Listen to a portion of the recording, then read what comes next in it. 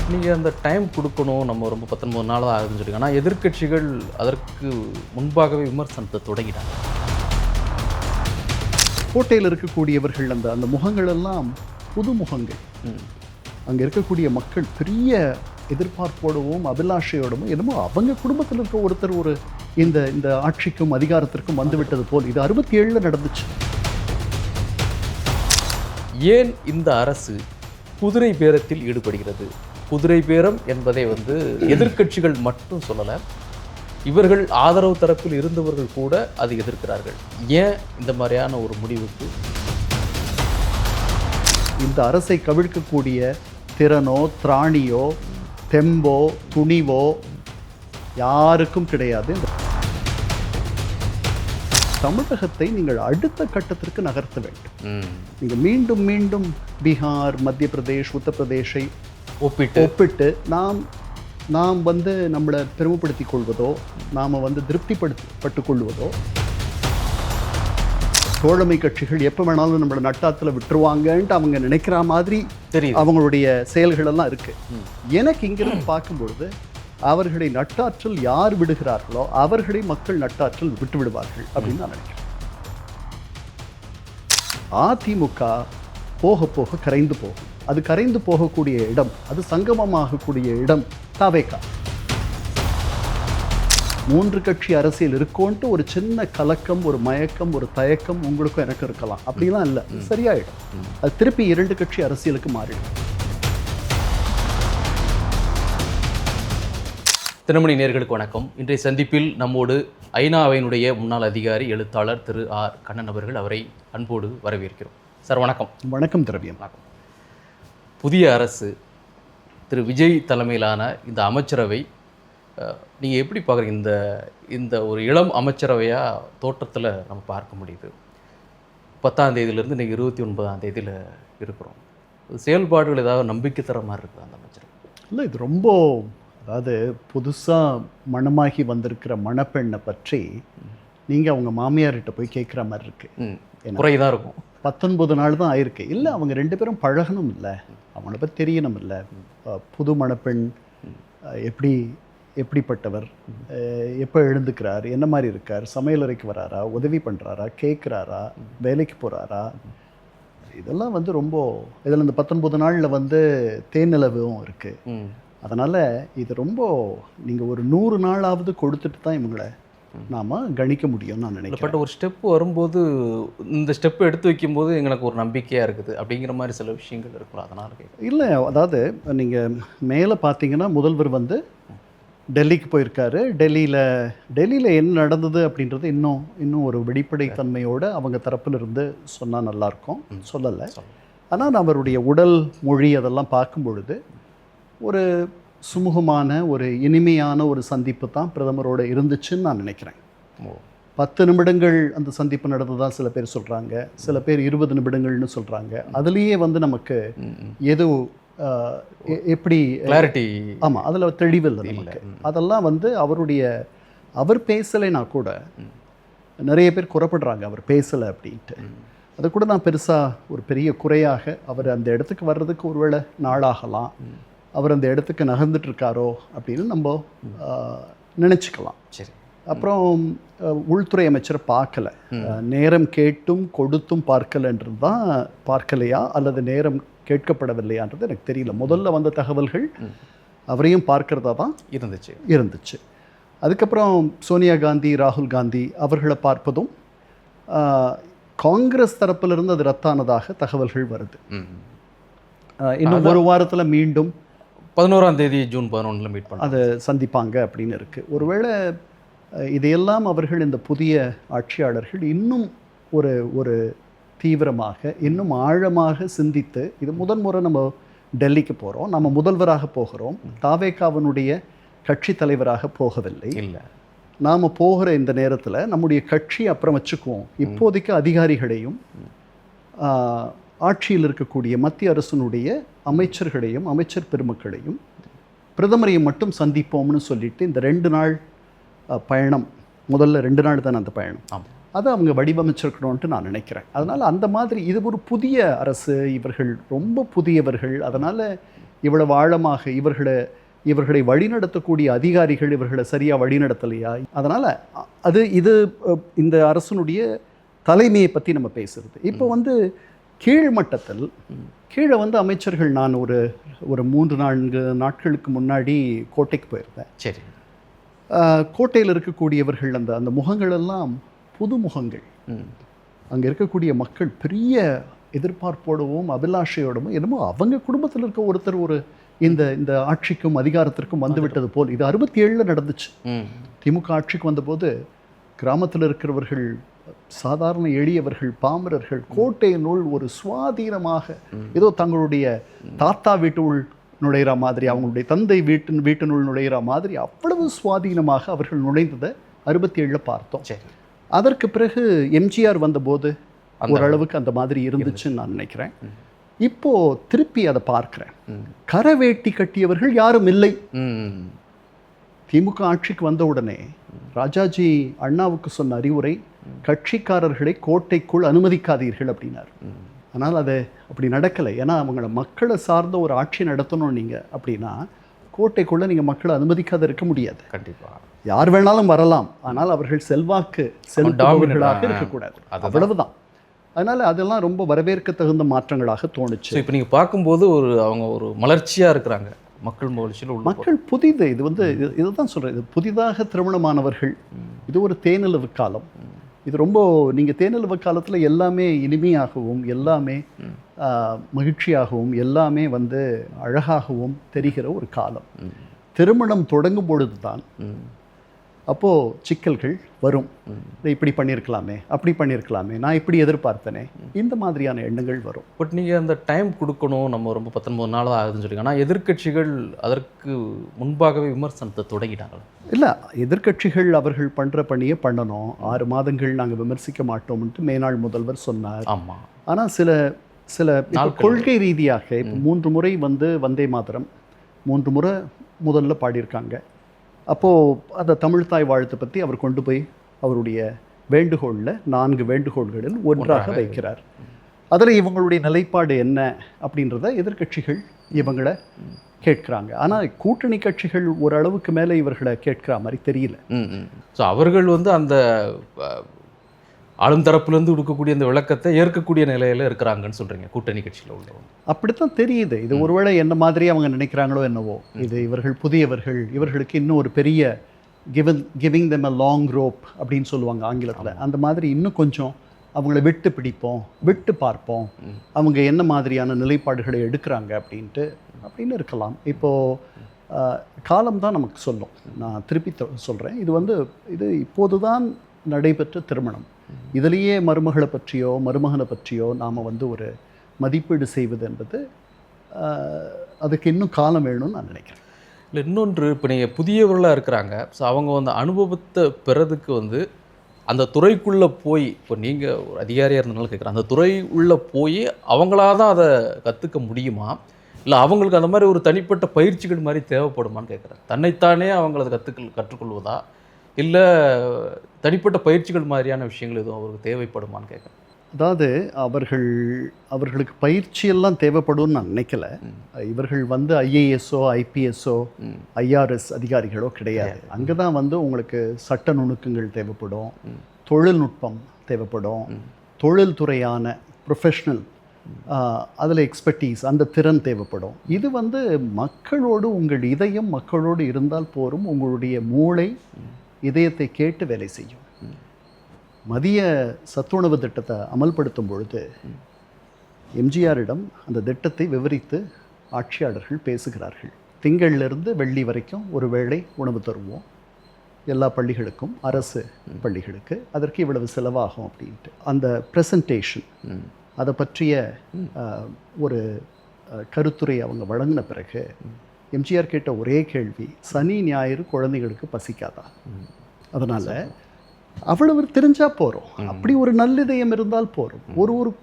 ஒரு அதாவது கற்பூர புத்தி கூட நீங்கள் உங்களுக்கு இருக்கணும்ன்ட்டு அவசியம் இல்லைன்னு நான் நினைக்கிறேன். கதலி புத்தி இருந்தால் கூட போகிறோம். வந்துடலாம் மேலே. வந்துடலாம். ஏன்னா உங்களுக்கு உதவி செய்வதற்கு ஆட்சியாளர்கள் நிறைய பேர் இருக்காங்க. அவர்கள் படித்தவர்கள், அவர்களுக்கு அந்த துறையினுடைய அனுபவம் இருக்குது, அவர்கள் உங்களை வழிநடத்துவார்கள். நீங்கள் கேட்க வேண்டிய கேள்வியெல்லாம், அதாவது இந்த ரோட்டரி சுழற்சங்கம் இருக்குல்ல, அதில் ஒரு 4 கேள்விகளை வைப்பார்கள். அதை வந்து 1930களில் கேட்கப்பட்ட கேள்விகள். Is it fair? இதனால் நல்லெண்ணம் வளருமா? இதனால் பயன் விளையுமா? இதனால் அந்த சூழலோ அவர்களோ மேம்படுவார்களா? இந்த மாதிரி ஒரு 4 கேள்விகள். எனக்கு அந்த கேள்விகள் சரியாக ஞாபகம் இல்லை, ஆனால் இதுதான் அதனுடைய கருத்து. இந்த 4 நீங்கள் வந்து ஒரு வழிகாட்டுதலுக்கு வச்சுக்கிட்டிங்கன்னா அது போகிறோன்னு நினைக்கிறேன். மற்றபடி மீதியெல்லாம் டெக்னிக்கல்னு சொல்கிறாங்க இல்லையா, அதெல்லாம் அதிகாரிகள் பார்த்துக்கலாம். இப்போ நீங்கள் ஒரு தெளிவுபடுத்திட்டீங்க, இது ஒரு புதிய அரசு, இதுக்கு நிறைய காலம் எடுக்கணும், புதியவர்கள் அவர்களும் மேம்பட்டு வர முடியும், அதற்கு அதிகாரிகள் துணை புரிவாங்கன்னு சொல்கிறீங்க. இவ்வளவு விஷயங்கள் இருந்த போதும் ஏன் இந்த அரசு குதிரை பேரத்தில் ஈடுபடுகிறது? குதிரை பேரம் என்பதை வந்து எதிர்க்கட்சிகள் மட்டும் சொல்லலை, இவர்கள் ஆதரவு தரப்பில் இருந்தவர்கள் கூட அதை எதிர்க்கிறார்கள். ஏன் இந்த மாதிரியான ஒரு முடிவுக்கு இந்த அரசு? இல்லை, அவர்கள் அதை பண்ண வேண்டான்னு தான் நானும் நினைக்கிறேன்.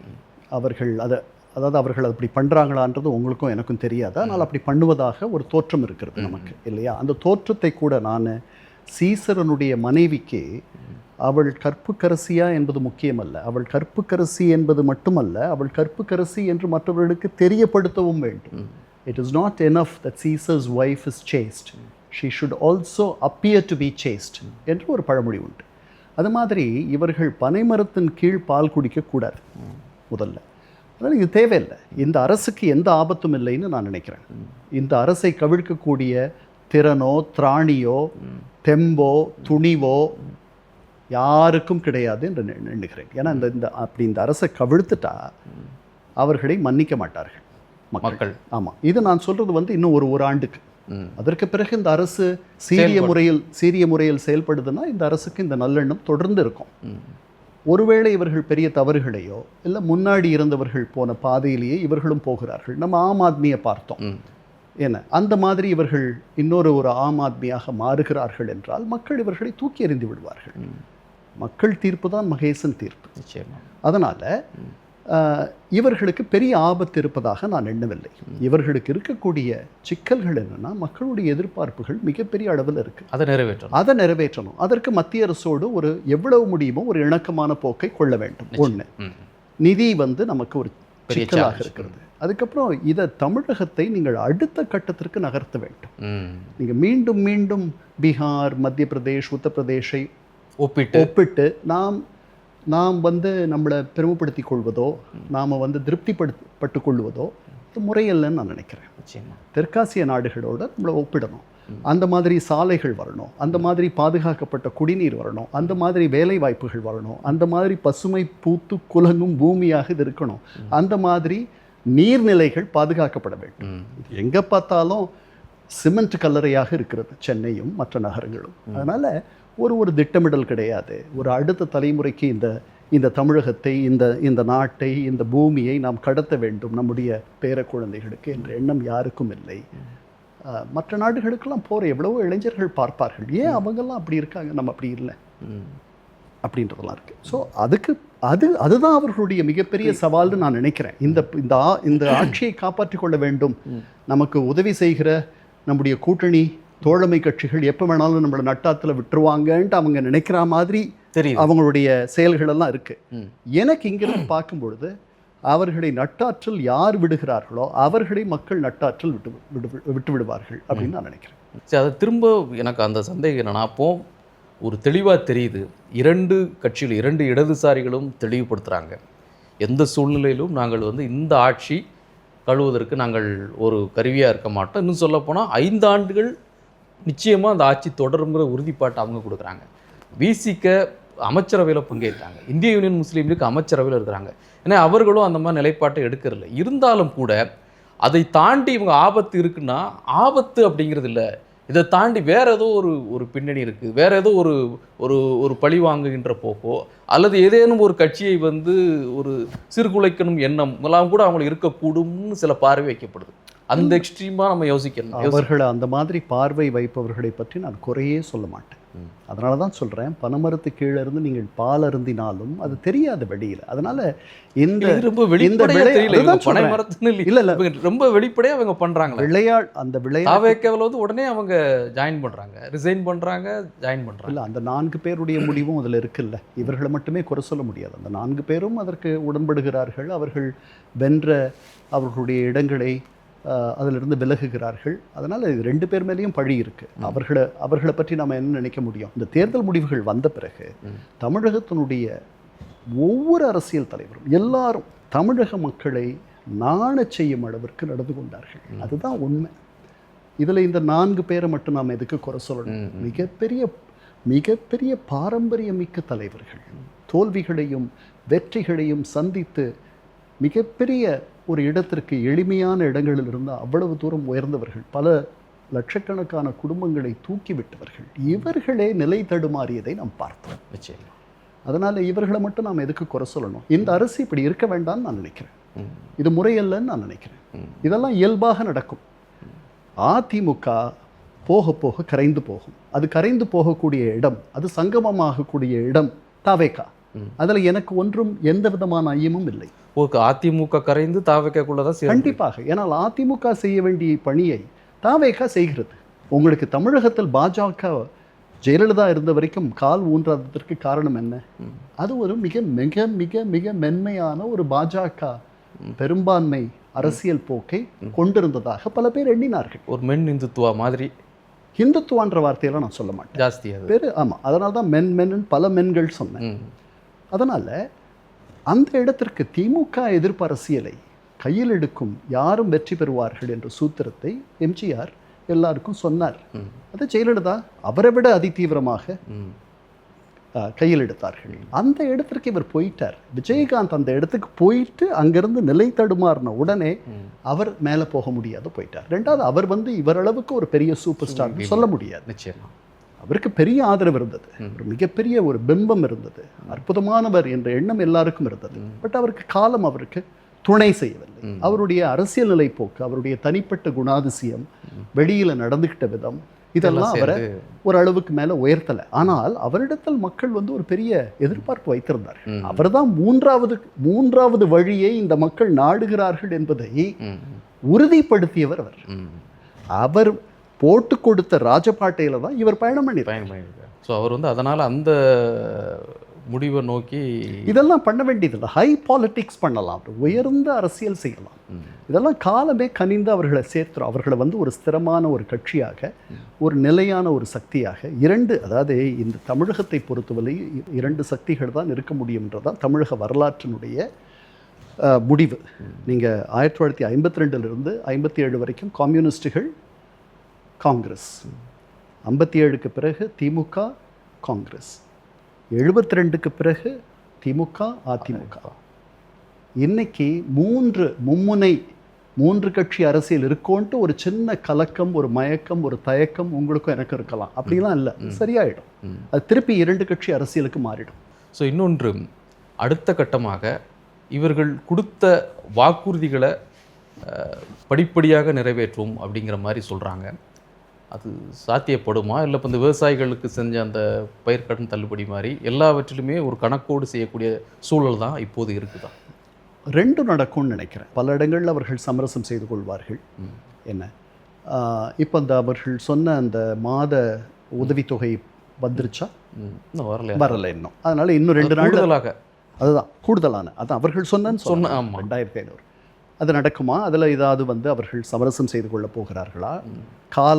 காலம் அவரை கேட்டார். அவருடைய பேச்சிலேயே, அவர் பதவியேற்பு விழாவிலேயே எனக்கு காலம் தாங்க அப்படின்னு சொன்னார். அவனும் தேவதூதன் இல்லைனாரு. ஆமாம், எனக்கு நேரத்தை கொடுங்க அப்படின்னு சொன்னார். அதனால் அதை பார்க்கலாம்.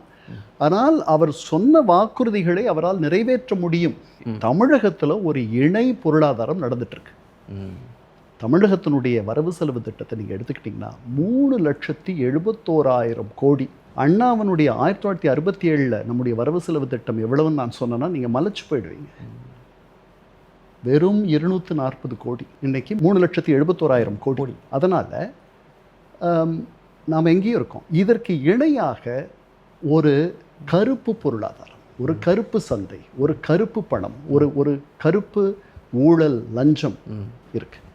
இந்த இந்த ஈடான ஈடான ஆமாம், ரியல் எஸ்டேட், குவாரிஸ், சுரங்கங்கள் வெட்டி எடுப்பு, ஆற்று மணல், நான் அடுக்கிக்கிட்டே போகலாம். பதிவுத்துறை, சென்னை மெட்ரோபாலிட்டன் டெவலப்மெண்ட் அத்தாரிட்டி, இது மாதிரி லஞ்சம் வந்து தலைவிரித்து ஆடாத இடமே இல்லை. அதை ஒழுங்குபடுத்தினாலே இவர்களுக்கு வேண்டிய 50 லட்சம் கோடியிலிருந்து 1 லட்சம் கோடி இவர்களுக்கு இதெல்லாம் இதெல்லாம் நிறைவேற்றுவதற்கு ஒரு ஆண்டுக்கு தேவைப்படும். அந்த 1 லட்சம் கோடி எடுத்துடலாம். அதாவது இன்னைக்கு 4 லட்சம் கோடி நம்முடைய வரவு செலவு திட்டம்னு வச்சுக்குவோம் தோராயமா. இவர்கள் இந்த வாக்குறுதிகளை நிறைவேற்ற அவங்களுக்கு தேவை 4ல் 1 பங்கு, 1 லட்சம் கோடி, அவ்வளோதான் எடுக்க முடியும். அதுக்கு நிறைய அவங்க உழைக்கணும், அவங்க பிரயத்தனம் பண்ணணும். இது வந்து ஊறி போயிருக்கு நம்மோட ரத்தத்தோட. அரசு அதிகாரிகள், பொதுவெளியில் இருப்பவர்கள், ஒப்பந்தக்காரர்கள் எல்லார் மத்தியிலையும் இது ரத்தத்தோடு சேர்ந்துருக்கு. இதை எப்படி வந்து நீங்கள் திடீர்னு எடுத்துட முடியும்? இதை முதல்ல கட்டுப்படுத்தணும், அதற்கப்புறம் இதை மட்டுப்படுத்தணும், அதுக்கப்புறம் எவ்வளவு முடியுமோ. இப்போ மற்ற ஆசிய நாடுகள்லேயும் இருக்குது லஞ்சமெல்லாம். இப்போ ஜப்பானில் இருக்குது, தென்கொரியாவில் இருக்குது, மலேசியாவில் இருக்குது. என்ன அங்கே வந்து மேல்மட்டத்தில் இருக்குது. பிரதமர் அவர் வந்து பெருசாக எங்கேயாவது தப்பு பண்ணியிருப்பார். பல லட்சக்கணக்கான ஆயிரக்கணக்கான கோடிகள் அவர் தப்பு பண்ணியிருப்பார். அந்த மாதிரி தான் நடக்குமே தவிர ஒரு அரசு அலுவலகத்தில் சிங்கப்பூரிலோ மலேசியாவிலேயோ அல்லது உங்களுக்கு அது பேர் என்ன தென்கொரியாவிலேயோ ஏதேனும் ஒரு தப்பு நடக்கும்ன்றதை நீங்கள் சொல்லவே முடியாது. அந்தளவுக்கு ஒரு க்ளீன் இருக்குது. ஆமாம். ஸோ நிறைவாக நீங்கள் சொன்ன இந்த விஷயத்தையே கூட ஒரு கோடிட்டு வச்சுக்கலாமா? இப்போ இந்த அரசாங்கம் மக்கள் மத்தியில் நன்மதிப்பை பெறணும், தொடர்ந்து இந்த 5 ஆண்டுகளில் அதை கண்டினியூ பண்ணணும் அப்படிங்கிற மாதிரி இருந்ததுன்னா எதை சரி செஞ்சால்? மக்கள் நல திட்டங்களை தொடர்ந்து பண்ணணும், அது தேவைப்படுற அளவுக்கு. அதுக்கப்புறம் மக்களுடைய வாழ்வாதாரத்திற்கு ஏற்பாடுகள் செய்யணும், நிறைய வேலை வாய்ப்புகளை உருவாக்கணும். அதெல்லாம் ரொம்ப சிரமம். 7 லட்சம் பேர் படிச்சுட்டு ஒவ்வொரு ஆண்டும் வெளியே வராங்க. அதில் பாதி பேர் வந்து தொழில்நுட்ப கல்வி படித்தவர்கள், பொறியாளர்கள், மருத்துவர்கள். அதனால் அவர்களுக்கு வேலை கிடைப்பதே கஷ்டம். 7 லட்சம் வேலை வாய்ப்புகளை ஒரு ஆண்டுக்கு வந்து தமிழகம் உருவாக்க முடியுமான்னு எனக்கு தெரியல, யாராலையும் முடியாது. அதனால் அதில் எவ்வளவு பெருமளவு நாம் உருவாக்க முடியுமோ அதை பண்ணணும். அப்புறம் மனிதர்களுடைய வாழ்வை எளிமைப்படுத்தணும். இங்கே வந்து வாழ்வு வந்து ஒரு பெரிய அல்லலாக இருக்கிறது, காம்ப்ளிகேட்டடாக இருக்கும். ஆமாம், சென்னை மாநகராட்சிக்கு நீங்கள் போகிறீங்க, உங்களுக்கு தண்ணி வரலை, மின்சாரம் பற்றாக்குறை, ஏதாவது ஒரு தெருவில் வந்து மழை பெஞ்சதுன்னா தண்ணி தேங்கிடுது. இந்த மாதிரி தினசரி வாழ்க்கையே ஒரு பெரிய போராட்டக்களமாக பல எளிய மக்களுக்கு தமிழகத்தில் இருக்குது. அது மாறினா போகிறோம். மிக்க நன்றி.